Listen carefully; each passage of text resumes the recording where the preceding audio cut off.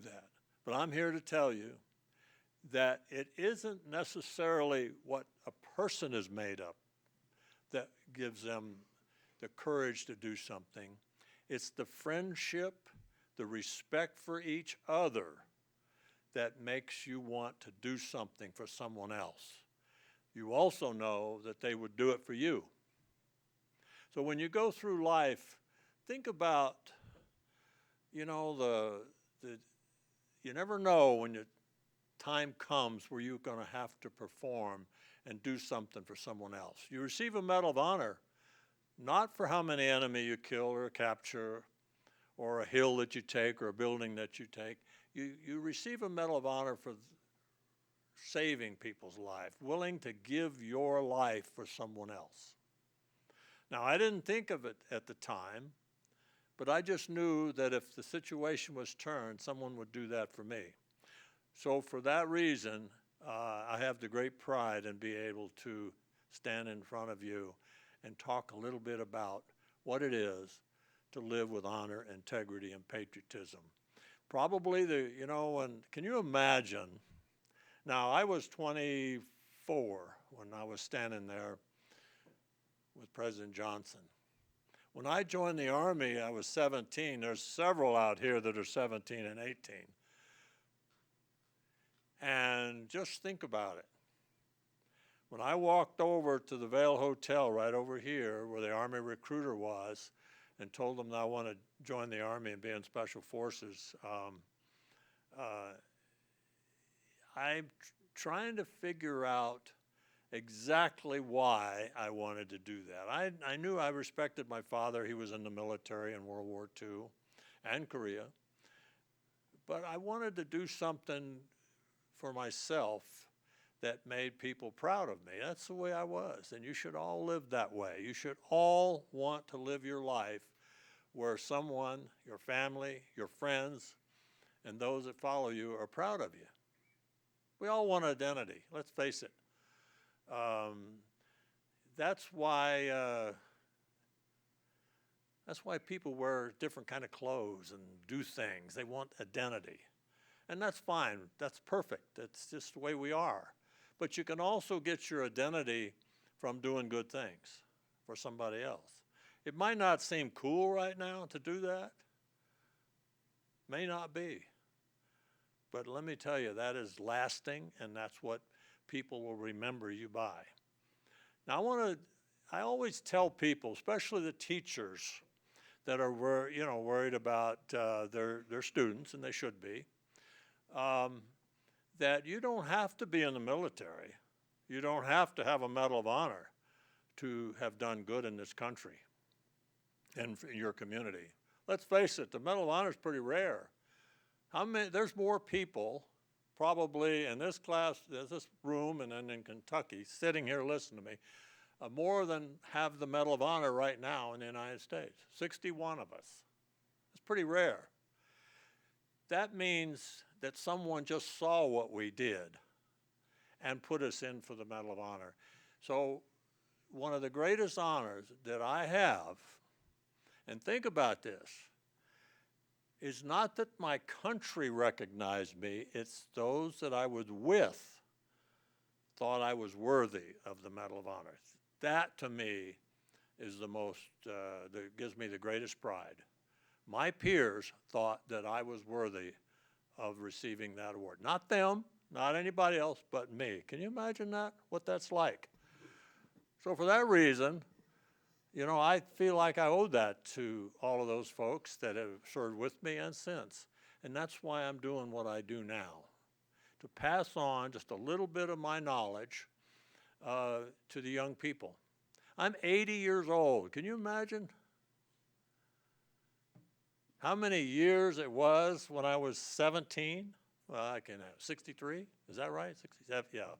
Who's the mathematicians out there? Yeah, 63 years. So, and when I was 17, then, and the people that were 63 years older than me had just finished the Spanish-American War, the Boxer Rebellion.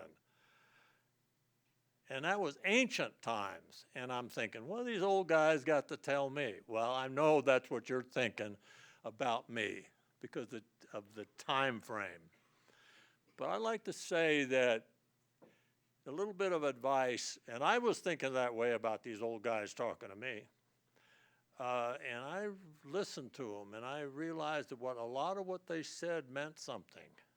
It's not because they were told something, it's because they experienced it.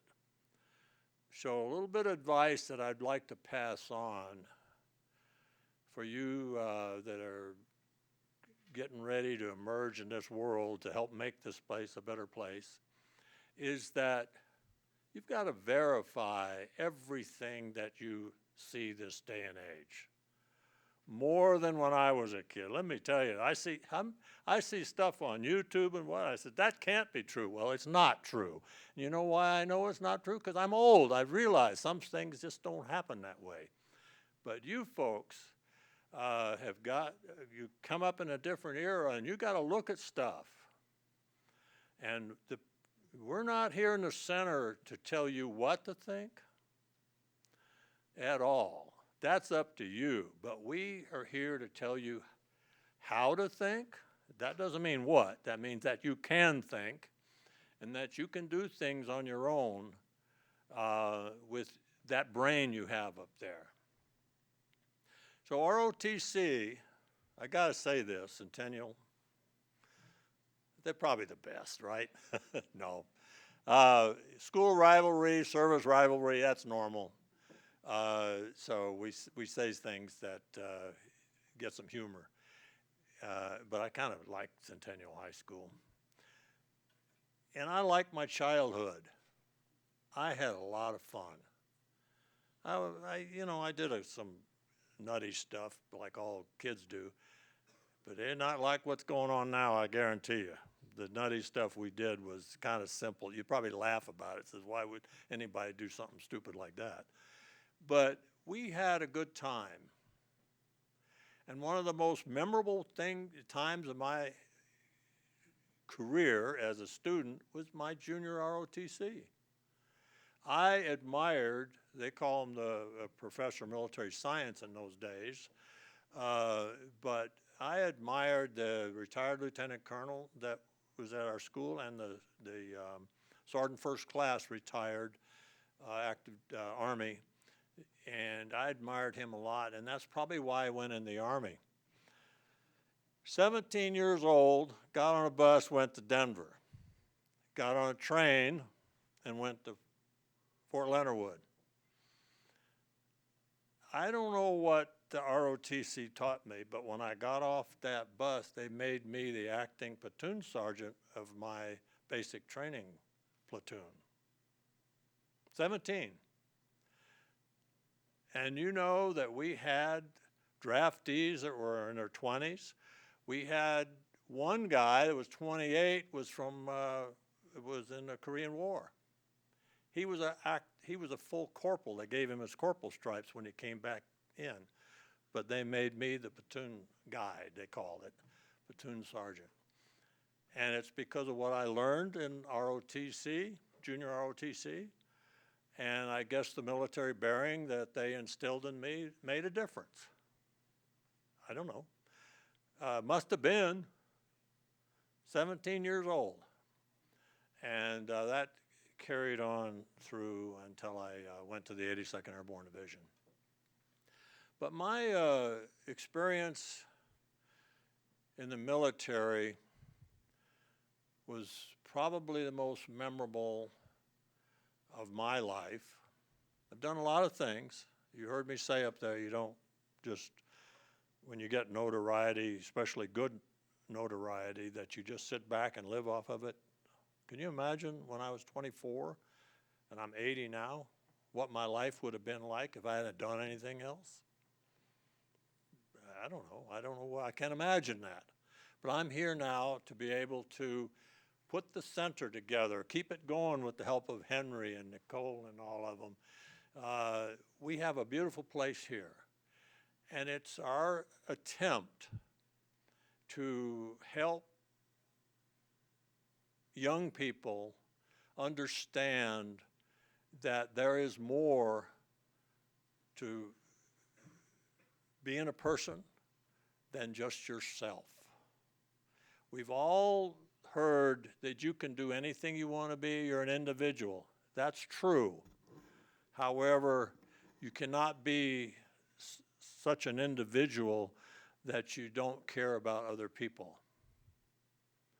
Being a good citizen is recognizing that people are different, but you allow them to be different, and they should allow you to be the way you want to be. We all got to live together. It's a complicated world out there. And I hope that you are all enjoying your childhood. Some of you don't like to be considered children still, but you're still kids. There's nothing wrong with that. I enjoyed my childhood. I had a great time. I didn't worry about the national situation and all the politics that's going on. It's hard to avoid it now. But I don't think you should think about, there's a little bit of advice here. Think about things that you have no control over. Think about yourself and your buddies and have a good time, because you won't be a child much longer. And within a couple of years, some of you will have children of your own. You know how that works, right? You will have children of your own, I guarantee you. And it's you that have got to be the model for your children. You're a mentor now. And whether you know it or not, you're a mentor for everybody that comes into your presence. Everybody is a mentor, whether you're good or bad. You don't have to do crazy stuff to be recognized, to be an individual. And so a little bit of advice is enjoy your final year or two as a kid, enjoy yourself. Keep your eyes open. Learn. Every one of us were ignorant when we're born. Ignorance is not a bad word. Ignorance is just when you don't know. Don't make decisions based on stuff you don't know. The final thing I want to say is, in my 20 years of the military, one of those, and I was Special Forces, special operator, and that means that you volunteer. You want to do what you're doing, right? Well, after I received a battlefield commission, and we didn't have a branch for Army officers in the Special Forces in those days, so you were loaned out from other branches of the Army. And so I'm an infantry officer. Then I became a captain. And when you're a captain in the infantry, there's only one job for you. What do you think that would be? What's a captain do in the infantry? Come on, somebody say it. Company commander, right? Well, we had a war going on. And after I received the Medal of Honor, a lot of people asked me what I thought about the world situation. Well, let's face it, I received the Medal of Honor. I'm not the expert in the world situation, just like football players and basketball players when they ask about the war in Gaza somewhere. Well, what do they know? But I kind of felt the same way. So when they asked me how the draftees were performing in Vietnam, I didn't know, because I'm around Special Forces guys. I volunteered to go back to Vietnam to be a company commander of draftees. Now, I didn't go to OCS, I didn't go to West Point, I didn't go to ROTC, I just raised my hand, I was an officer. And I think, I'll have some lieutenants that can help run that rifle company. 3 platoons we had. Only 3 then in those days. The 4th platoon was a mortar platoon, weapons platoon, and they went to the battalion. So they consolidated those weapons platoons. So I had 3 platoons. I had 0 lieutenants when I showed up in the field, And there were no senior sergeants like those you have here. None. We had, our sergeants were what they call shake and bakes. Everybody knows what that is, like there's a recipe of chicken. Shake and bakes. They stayed 2 extra weeks, I believe it was, to give them 3 or 4, E5 or E6. Sent them to Vietnam. At a rifle company, the average age, and I'm 28 now, I'm an old man, was just under 19. They're not wandering around Pueblo and the mall or places. They're on a battlefield looking out for each other. And I had to train every single one of them to be with them. But I tell you what, they may not have known a lot, but they were good. Once they realized if they stuck together and they appreciated each other, they could do anything. And I believed in aggressive patrolling because I thought that's how, when you're outnumbered, you can survive, and we did pretty good.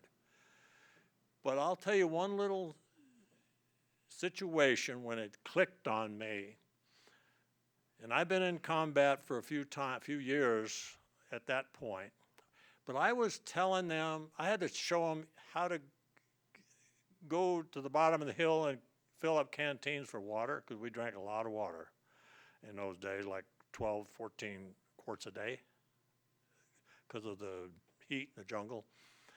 And I had to go down there because when I sent somebody to get water, I was hearing them hit the metal canteen. They had metal canteen cups, clink, clink, against a rock.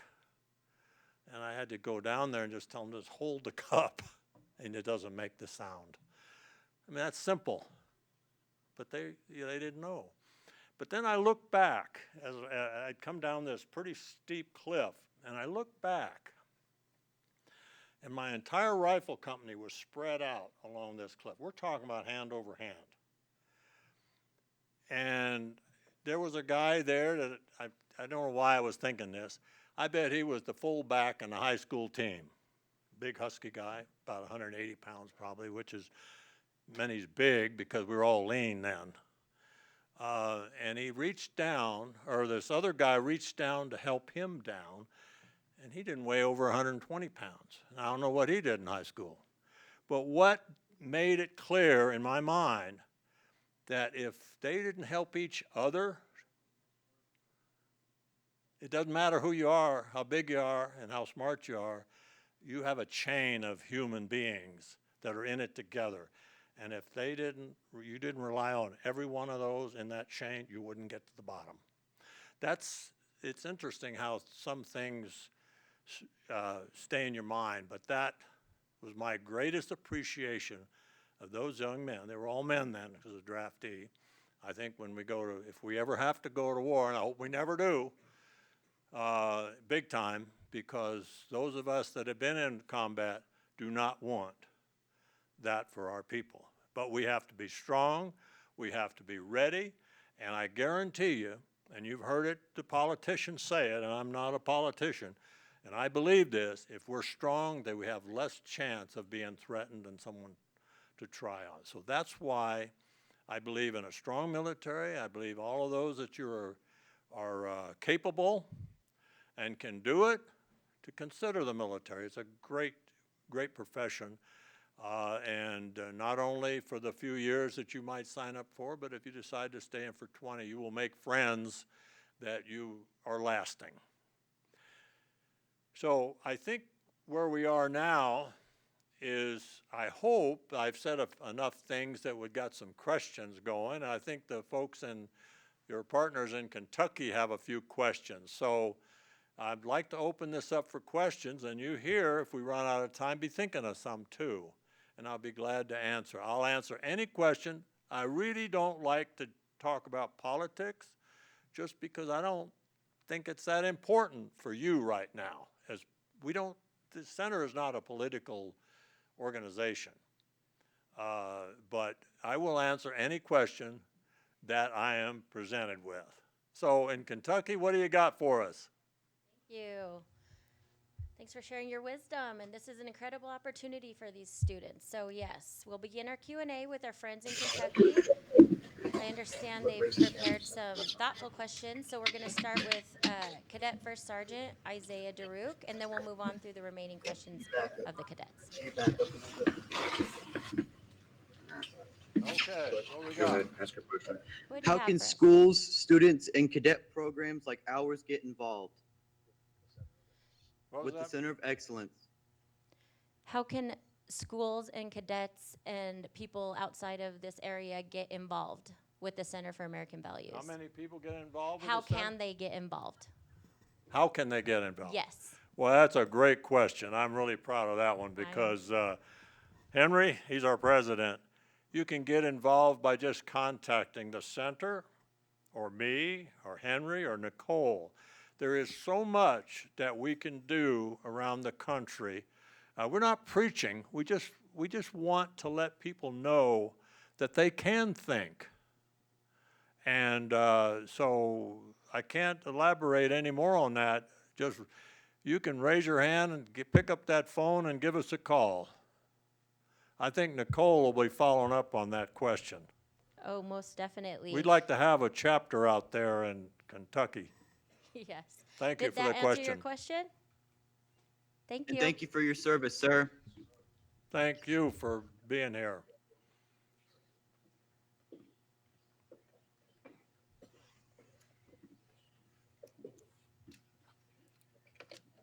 All right. Sir, what impact have you seen the center make since its founding? What impact have you seen the center make since its founding? Well, I guess I heard too many gunshots, but I can't hear. Oh. What impact have you seen the center make since its founding? Oh yeah, what impact I've seen the center. You know, that's a very good question. We're seeing folks that have come in. We've been in business 15 years next month, on Veterans Day actually, next month, 15 years. So that means some of those that were young coming through here in grade school, you run into them in this gallery right here, and they know what it's all about. And I hope that they're reaching to their buddies and letting them know. Now, one of the things that we do is we had a class here where we taught teachers how to teach values that we are teaching here. And so that's how that's going across the country. So yeah, we get, and I get letters from some of those young folks that have been in here, and they're now older. I mean, some of those that were 10 years old are what, 25 now? That seems kind of old to you, right? That's just a kid to me still, but yeah, we're doing some good, and we see it all the time. Thanks for the question. Thank you, sir. You're welcome.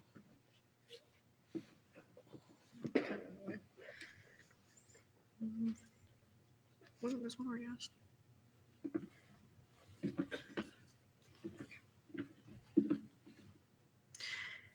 How can schools, students, and cadet programs like ours get involved? Oh, you already asked that. Yeah, already asked that. Ask that's another. there wasn't crossed Ask out. another one. Okay, sorry. What was that? It was a repeat question, so she hasn't said it yet. How can we, as future leaders, carry forward the values the center represents? How can they, as future leaders, carry forward the values of honor, integrity, and patriotism that we represent here at the center? How can we demonstrate that? Yes. You know how you do that is do what's right. How many times have someone of you been faced with a question of what to do, whether you ask yourself or someone else, and you think about it for more than a couple minutes? If you're thinking about it for more than 1 minute, you're considering the wrong option.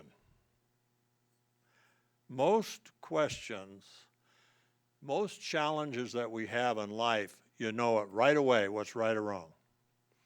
And the honor part of it is the fact that you will do what's honorable. The integrity part is you're going to do it when no one else is looking.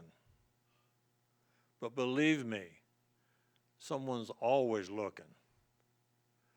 So, you know, that is maybe an oversimplification of your question, but it's a very good question.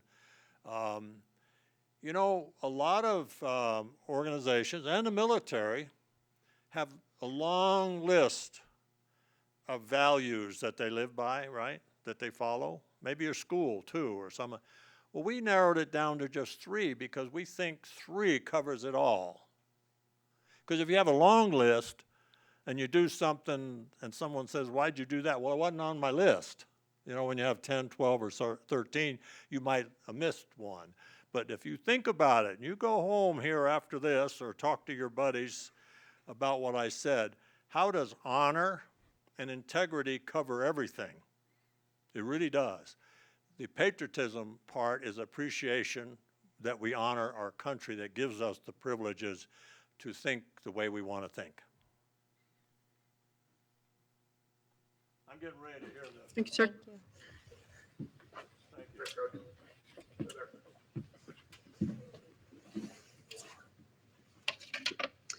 How can young people build courage and character in everyday life? I think I got that, but How can young people today, or what did you, I think, what's that? How can young people build courage and character in everyday life? How can young people? build courage and character in everyday life? Wow.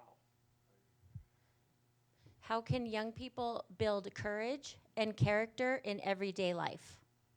How do young people build courage? And character. I thought so. These are very good questions. You know, courage is easy if you understand the rules, if you understand what you're capable of, and you understand that there's a need for it. Courage comes easy.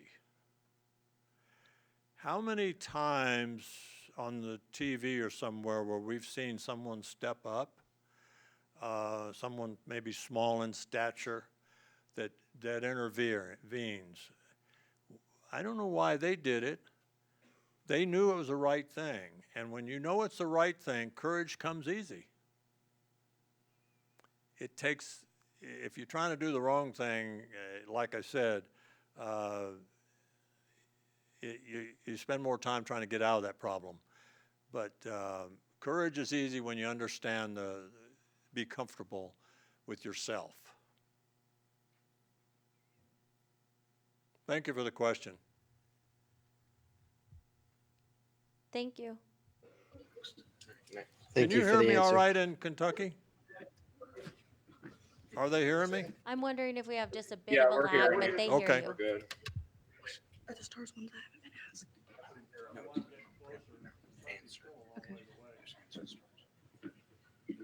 What moment in your life are you most proud of outside of your military career? I think you're going to go places. I heard that one. You know, I don't know that any one thing that makes me more proud of, unless it's the continued engagement that I have with our citizens and you young people through the center. The center means an awful lot to me because it's you know, we all believe in certain things. So can you imagine being able to show it, what you think, every day without having to explain it? This center does that for me. Now, aside from, I've done quite a few things in my life. Some of them pretty interesting, different parts of the world. But the most proud of is being able to lead those young men in combat and to do what I could to educate them and to get them home. probably of all the things that I've done, that one might seem less significant to some of you, like chasing submarines around under the ice might be kind of a neat thing. But no, personally, being able to be entrusted with the lives of young citizens was the most proud time of my life. Thank you.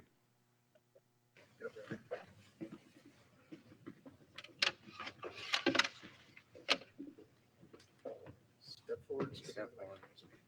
How do you balance humility and confidence as a leader? How do you balance humility and confidence as a leader? Humility and confidence as a leader. How do I balance humility and confidence? Whoa, that's heavy. That's pretty lot of thinking in that question. You know, humility comes when you respect others as much as you do yourself, and you only feel like you're doing your part.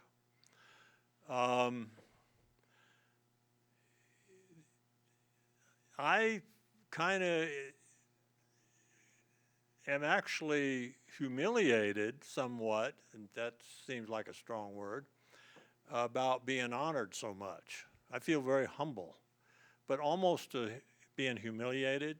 Does that make sense? Because I don't think I did anything that special. Because you should always, always continue to strive to do better. I might have a few more years, and I still got some things I want to do. Most of them will be through the center, right, Henry? Yes, sir. But I do have a little ranch out there in west of here, and I spend a lot of my time there.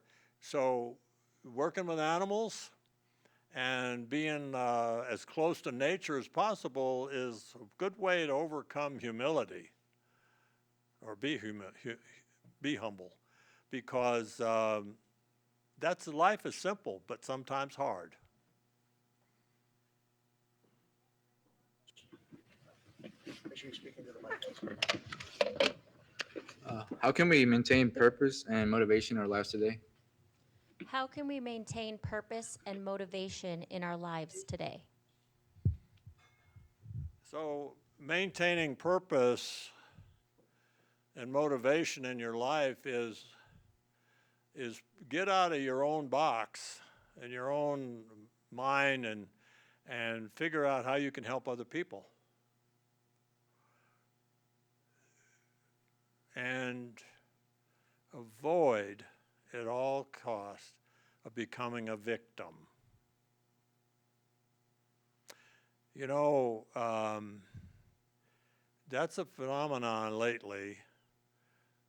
Well, I mean, lately for me, but in your life is not as long as ours. But a couple of generations ago, maybe one, we started thinking it's important to become a victim, where people feel sorry for us.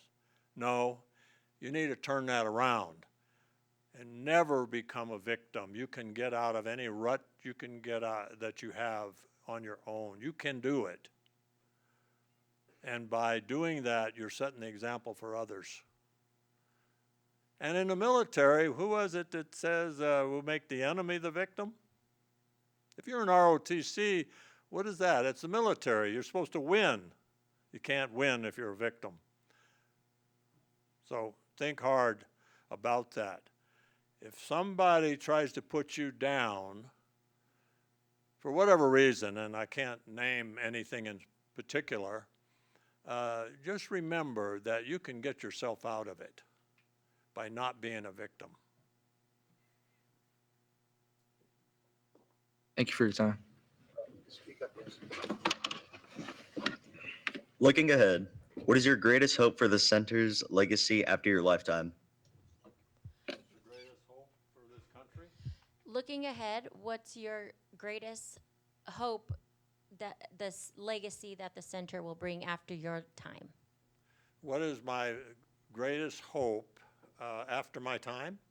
For the center. for the center? What legacy do you want the center to leave? Okay, that's a good question, but it's a simple one. I want it to build, I want it to grow, and I want it to reach more and more people. Because if we can instill the values of honor, integrity, and the love of country to our young people, let's face it, the young people are not America's future, they're America now. And how you act and in a short period of time, we already discussed this, you're going to be an adult. Either have children of your own, but instill the values that you have gained onto them. The values that I have through the center, I want the center to continue passing on to others. Thank you for the question.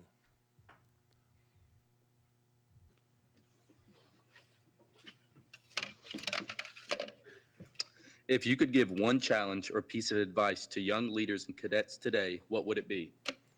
One bit of advice for the ROTC cadets of today, the young people of today. Yes. Okay, I think I covered that one. Is if I had to pick one thing, is do not become a victim. Period. No questions. Now, I was talking to Henry at breakfast this morning, the president here, and we said that people that have physical or mental, and we know there's a lot of mental issues out there, we got to take care of them, right? But those that are healthy and strong and clear thinking, move forward, don't be a victim, and just remember that. That'll get you out of a jam.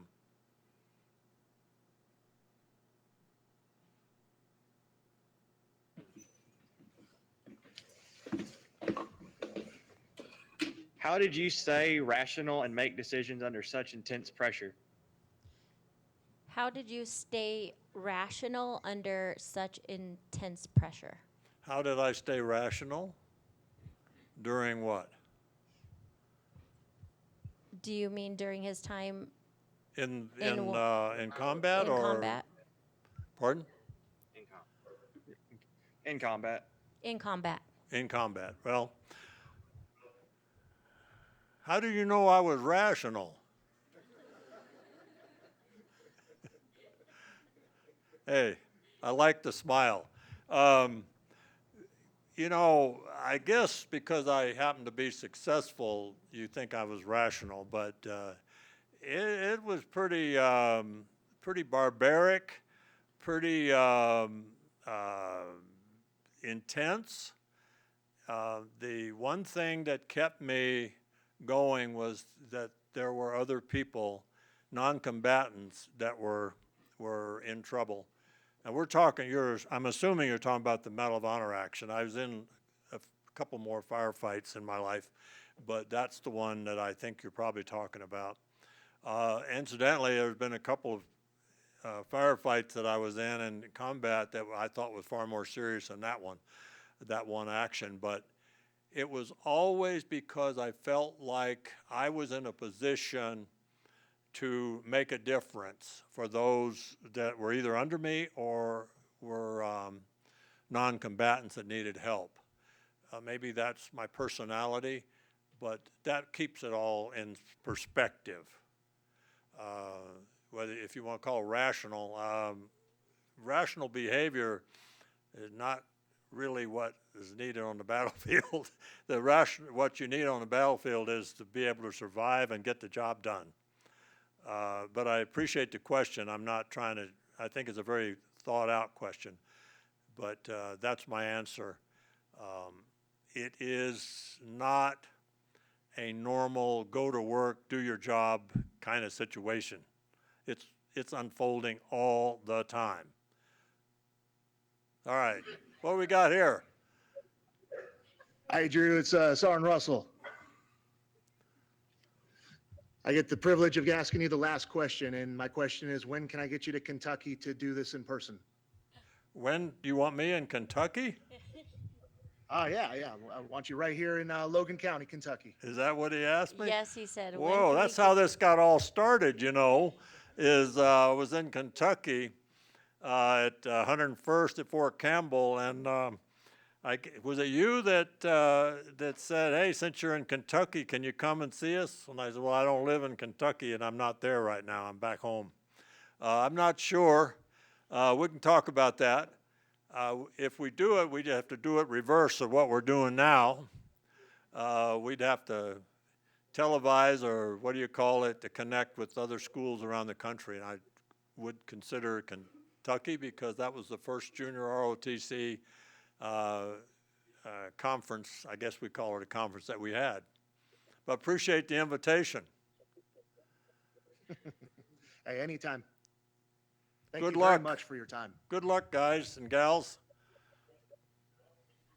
Thank you. Some great questions from the cadets in Logan County. We were so happy to connect with them today.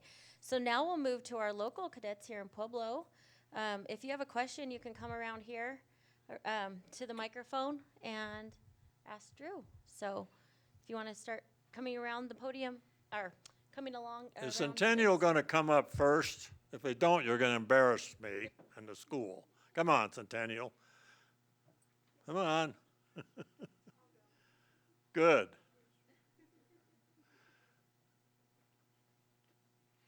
I guess you're from Centennial. All right.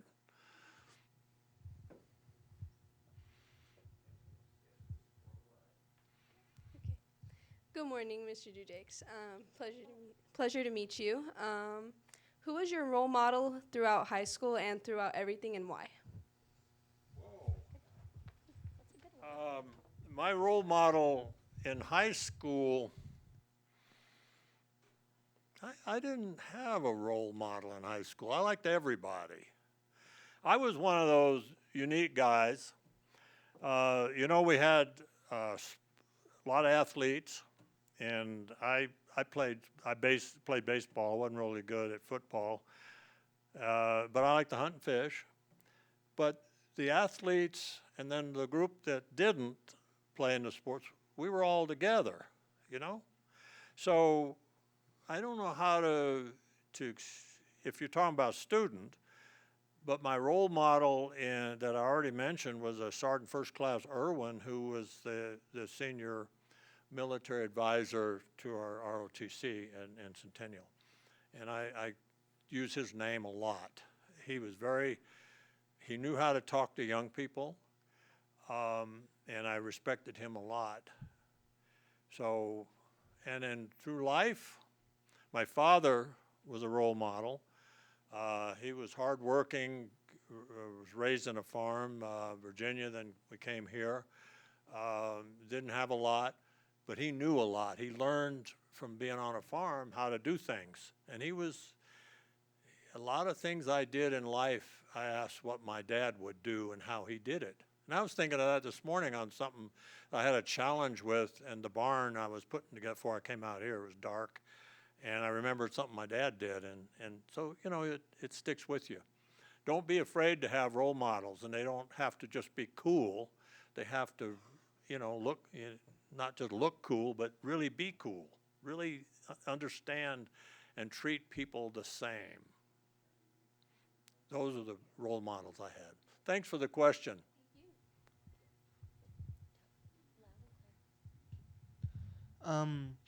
How would you strengthen or improve your willpower? Like for a lot of us younger people, like what's your advice on that? Well, say that again, please. How would you strengthen or improve your willpower for us young cadets? Well, I'm sorry.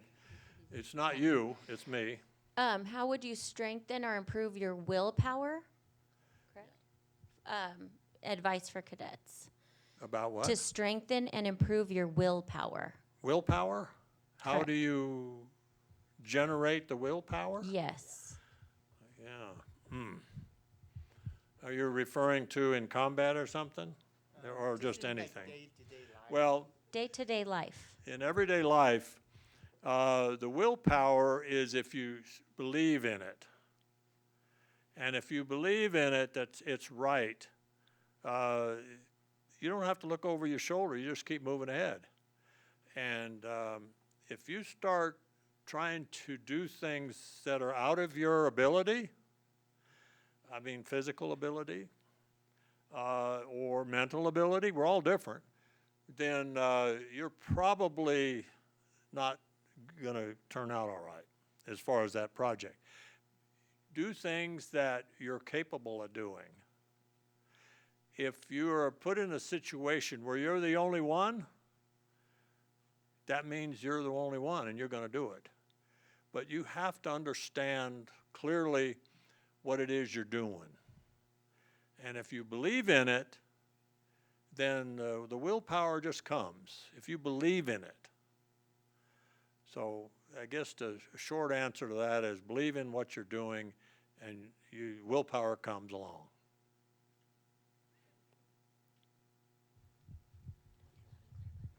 Is there any kind of advice you would give on to all of the last year cadets, leaders that are about to leave the program and go out into the real world?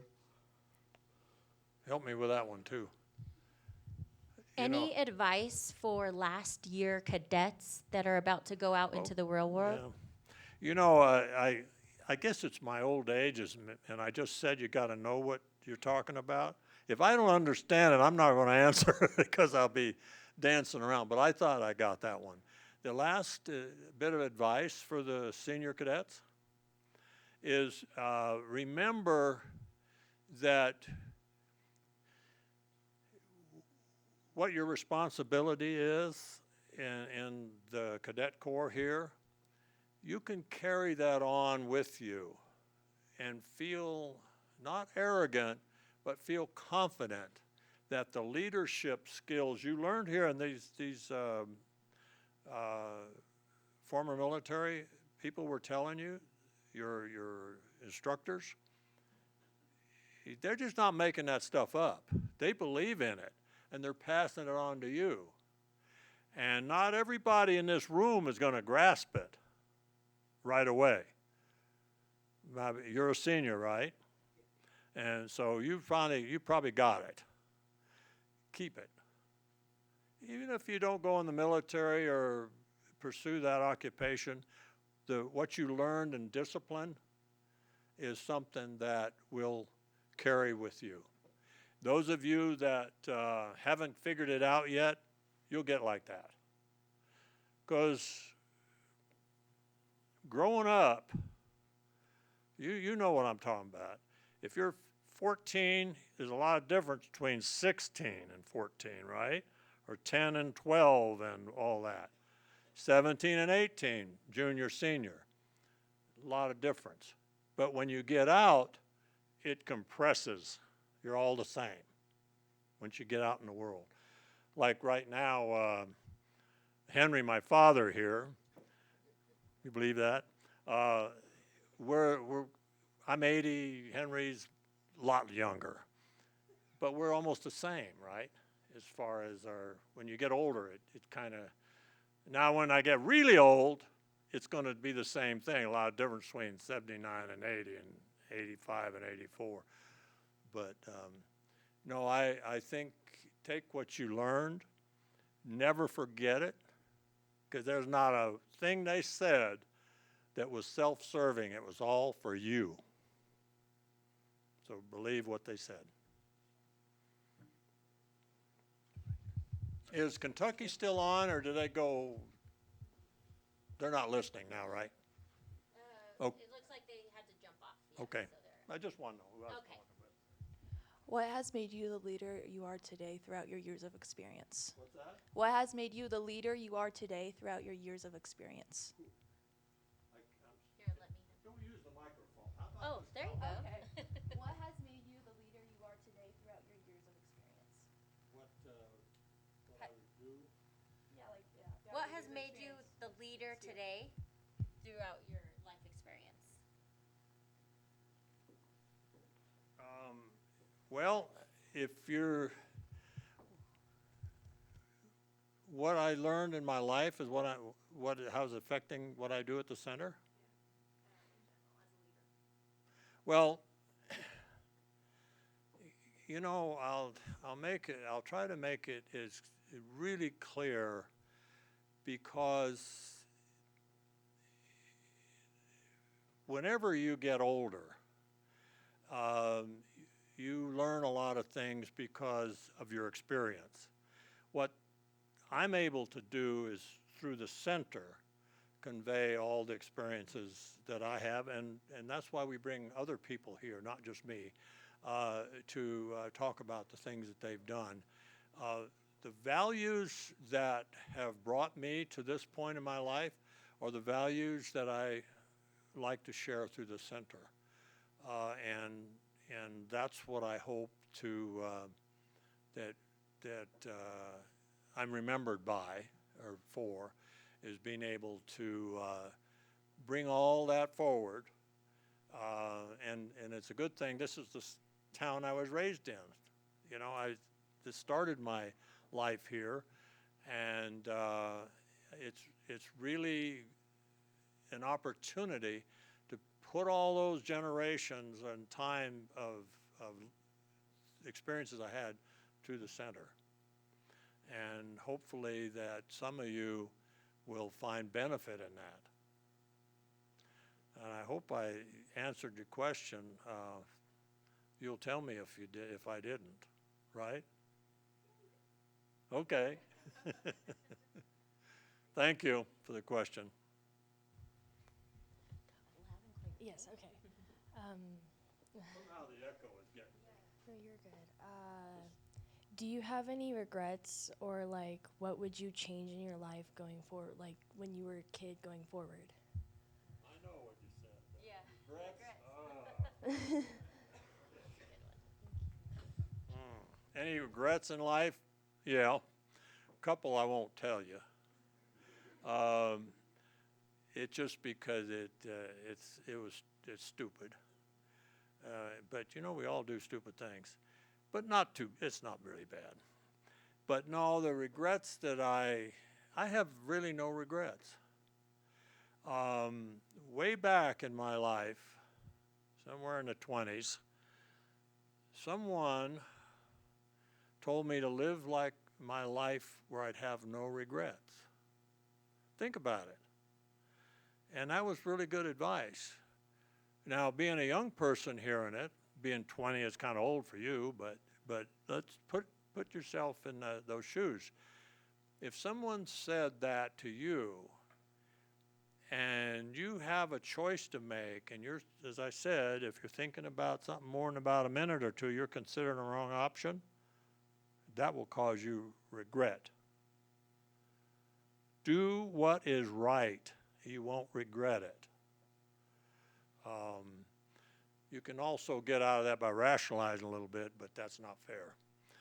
But no, I have no regrets. Be thankful to the advice I got from somebody in the 82nd Airborne Division, and he was referring to some dumb thing I did. He says, don't ever do anything that you'll regret again, because you'll be paying the price. I took it more serious than what he was referring to. Thank you. That's a good question.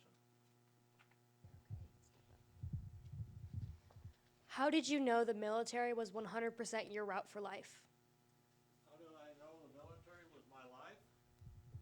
Was 100% the route you were going to take for your life? What the military was.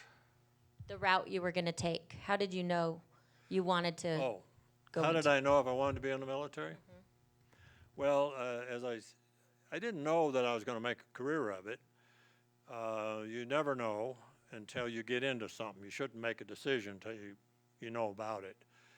But I kind of wanted to do it because of my father and my uncles who were in the Korean War, my grandfather in World War I and II,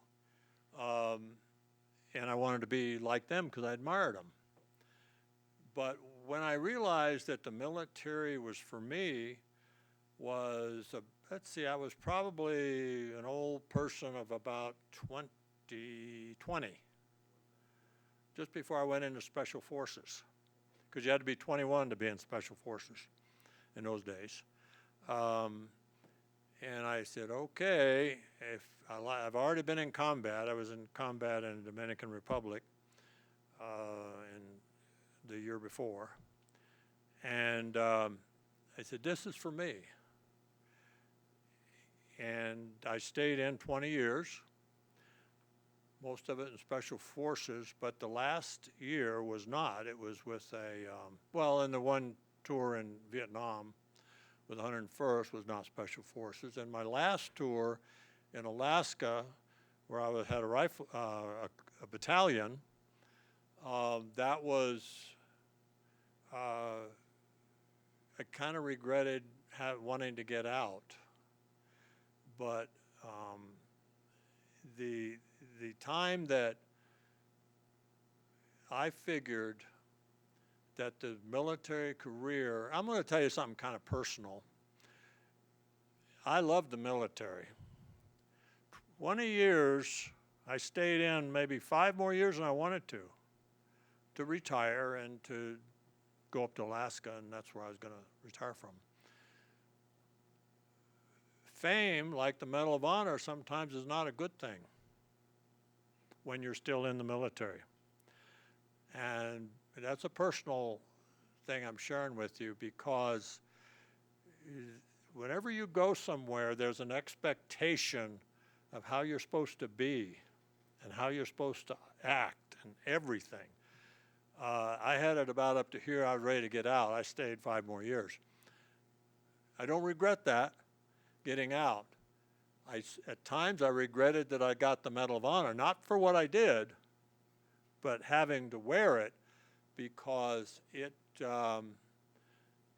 made life a little different for me when I was still in the military.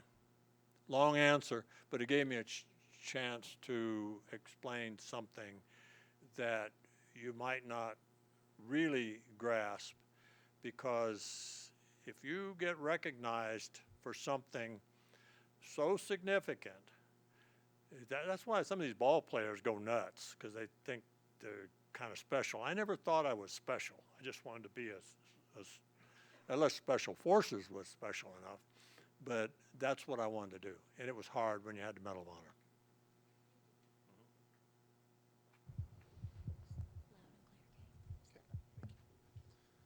So, how do you deal with feeling unmotivated? Like, how do you pull through those sort of tough situations?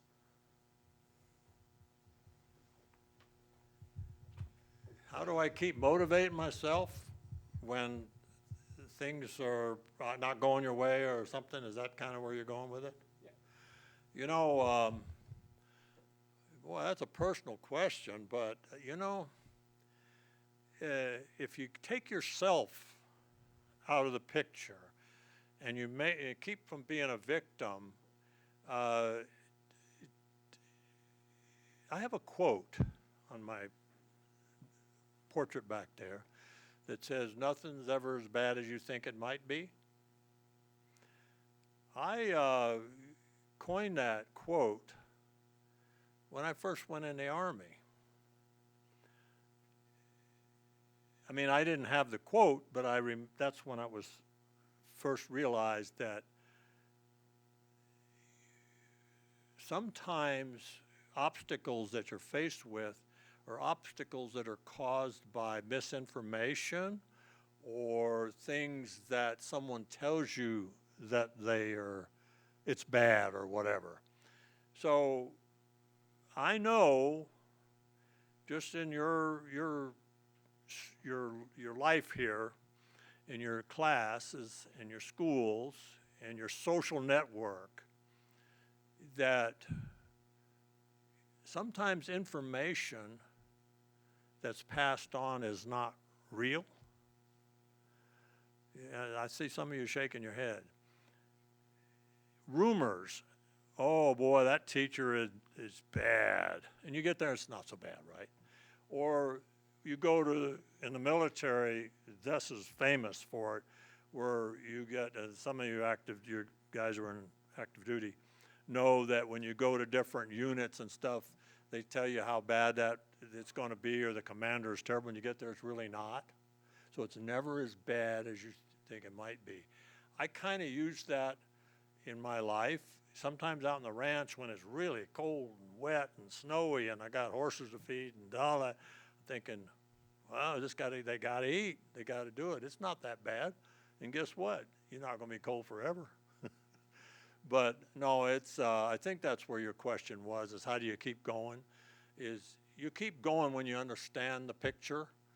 If you feel like you're a victim just because somebody said you are, you're wrong.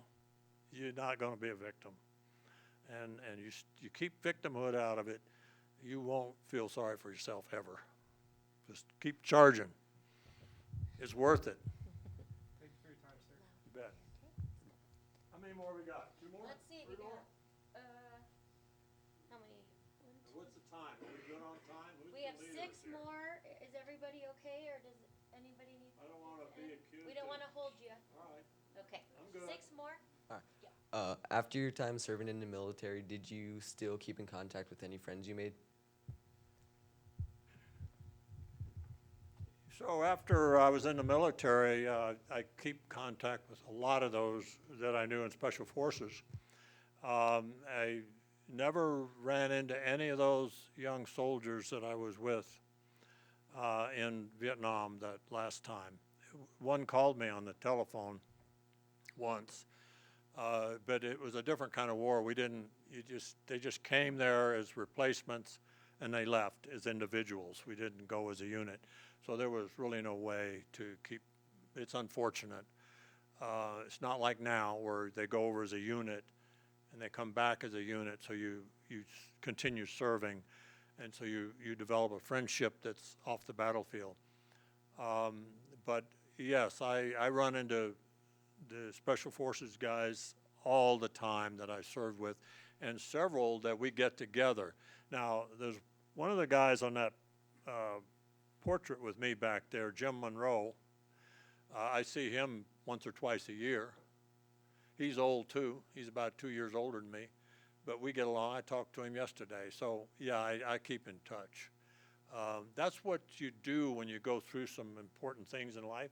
That's what you're going to do in high school. If you know, a lot of times if you don't move, you stay in touch with your classmates, and you'll have good memories about what you did, good or bad. You'll be able to laugh about stuff. And that's what you need to do, is do things that you can laugh about. How did the change in environments throughout your career affect you? I can hear better this Okay. How did the change in environments throughout your career affect you? Like going from really dry places to really humid places? The change in environments. So different climates, different. The actual environment. Yes. Well, you know, the question was, how do I adapt to different climate environment? Well, you know, if it's a cold, you dress for it. If it's hot, you dress for it. But you know, the environment is just that. It's just something that you are in, but you get, you know, you just get yourself ready for it.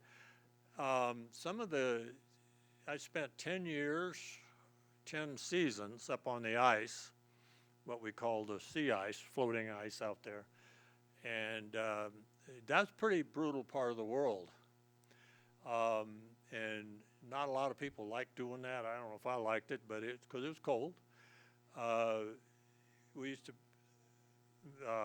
parachute in. After we identified the right ice flow, we had to make sure it was a good ice flow, because that's how we got off. So if we didn't do our job and pick the right ice flow, it'd be hard for a plane to land. And we're talking up near the North Pole somewhere. That's a long way. And we didn't have GPSs in those days. So they just had to find us.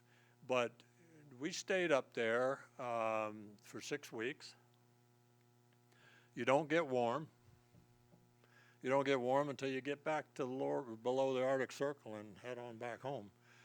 But you deal with it. And you deal with it because you're with it with, I had a partner that we went in there on the ice together, and after we picked the ice floe and built the camp, we brought in, quote, science people to do the work, chasing the submarines around. But you didn't get warm until you got back home. So that's how you deal with it? I guess that's how you deal with it, but it's, what the sergeant probably said in basic training, it says, you don't matter and I don't mind. It's mind over matter.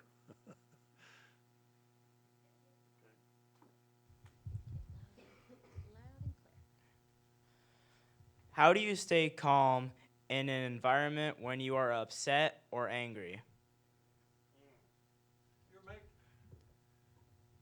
He's making an assumption. How do I stay calm?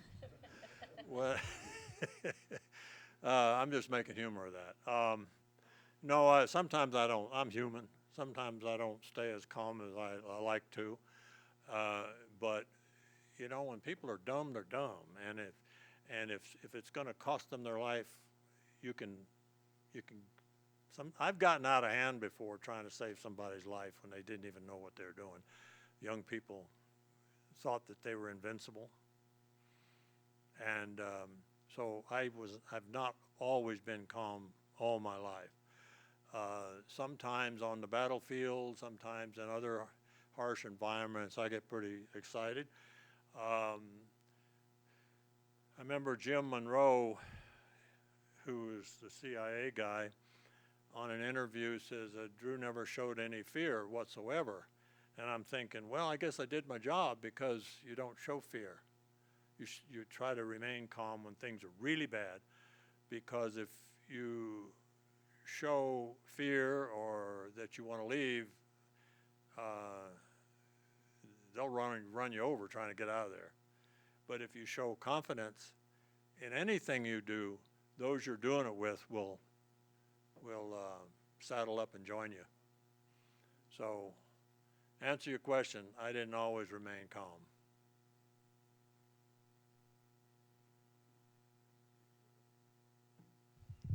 What's one challenging thing that you faced in your life? What's one challenging thing you faced in your life? One challenging thing you faced in your life. One challenging?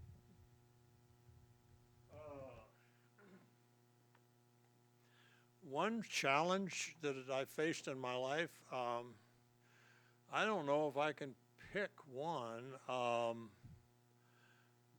You know, I had a lot of challenges when I was alone in the jungle or on the ice or whatever. But probably the biggest challenge I had in life, I have two sons. One piece of cake, the other one's a big challenge. And they're 13 months apart in age, so I consider that one of my biggest challenges is raising kids. And you'll all experience that, I'm sure, most of you. It's a big challenge, an obligation, and you're going to wonder why in the hell did that turned out that way? When they're, you know, same age, basically, opposite buddies, but opposites. And that's a challenge that I feel like I couldn't do anything about. That's probably my greatest challenge right there. And somewhat a regret, thinking that maybe I could have done something different, but I don't know. It's what it is what it is. And sometimes that just happens. Thank you. But that's a challenge that I didn't manage real well. Is there anything that you feared when you were younger that you still fear today? Anything what? That you feared when you were younger that you still fear today? Anything that you feared when you were younger that you still fear today?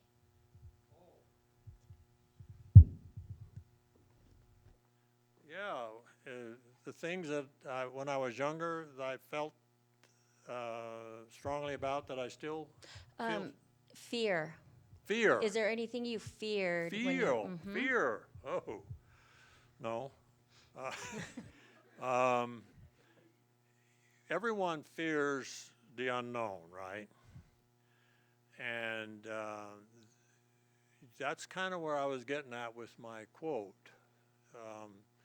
Nothing's ever as bad as you think it might be. When I was younger, you know, I feared about the unknown. Like, boy, that football coach is tough, you know. But the only thing I fear about now is failure. Failure in being able to convey my message and not in time where it might do somebody some good. That might seem a little arrogant to think that I feel like I can make a difference in people's life. No, I can't force anybody to be something they aren't. But what I'd like to do is to be able to tell as many people, young people especially, and some of them, your parents are young enough for me to try to make an impression on, that they have an obligation, and I wanted to be able to let everybody know that it's okay. It's okay to fail if you really tried. But to fail without trying is being a victim, and that's just not right. If you believe in something as hard as you believe in, you won't fail. Because even if it doesn't come out the way you want, you're going to feel okay that you tried everything you could. Does that make sense? That's about as far as I can go about relating fear when I was a kid to now. Because, and I guess the one thing, I will elaborate because it just came to my mind. The one thing that I've always feared when I was a kid, your age, and now, is being accused of something that I didn't do, and there's no way to explain it. Does that make sense? We all want to do good, or we wouldn't feel that way. But to be accused of something that we didn't do has got to be the worst there is, you know, especially if it's a bad thing. Good question, though. Got me thinking about something. All right, we got two more. That's it, right? Do you have any advice for people who want to go into service after JROTC?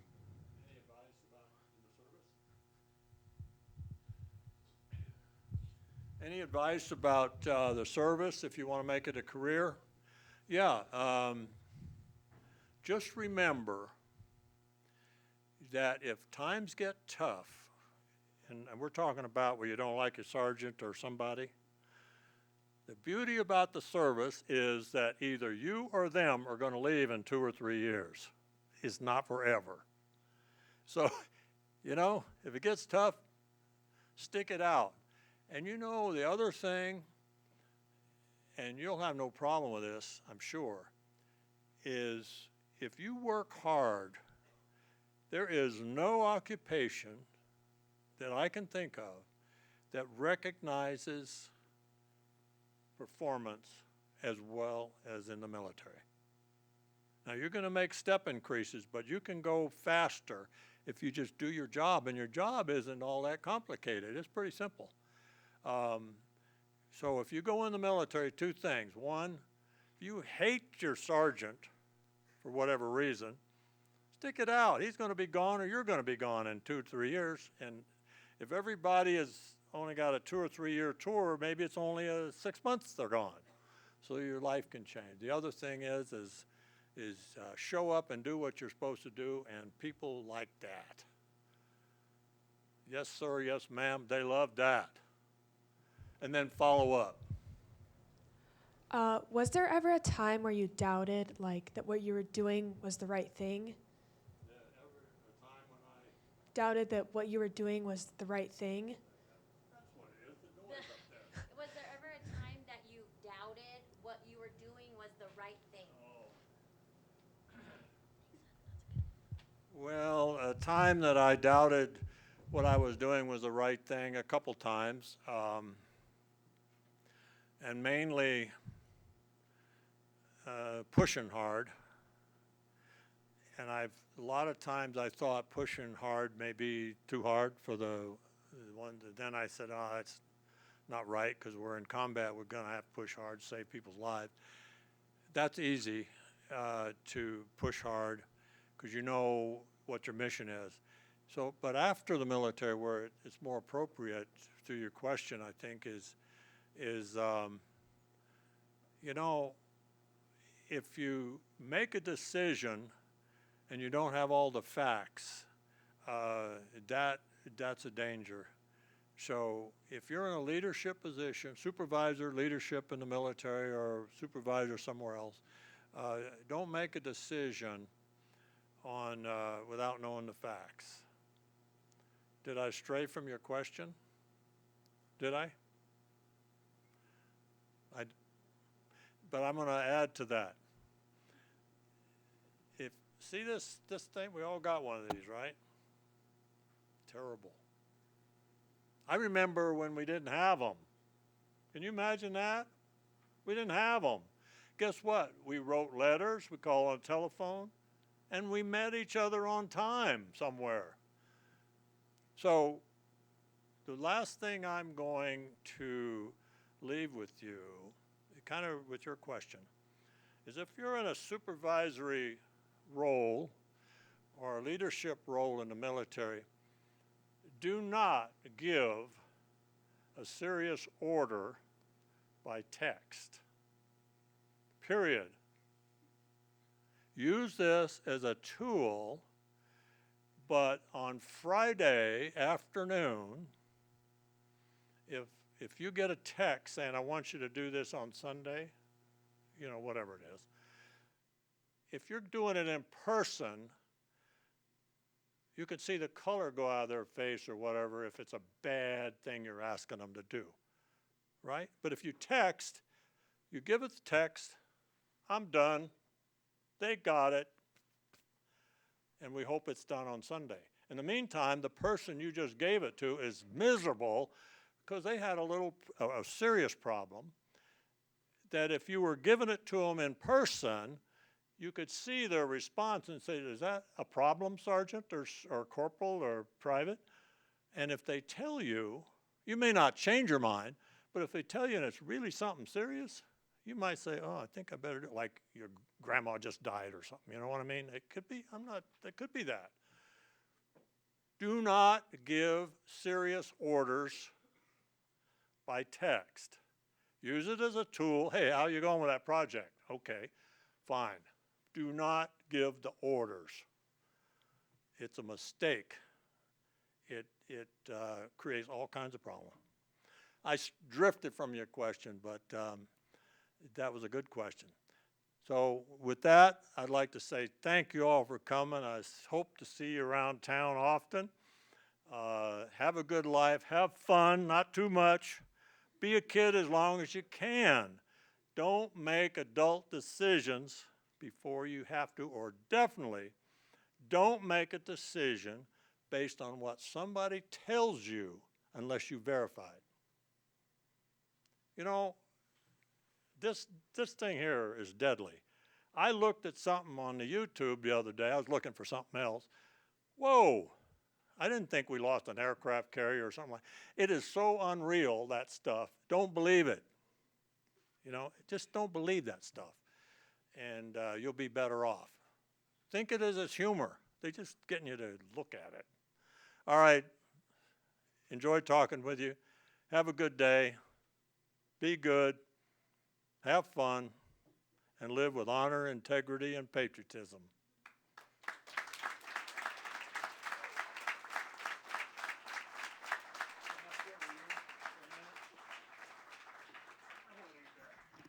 Thank you again for your time and sharing your message with us. That will conclude today's presentation. Have a great day. Thank you.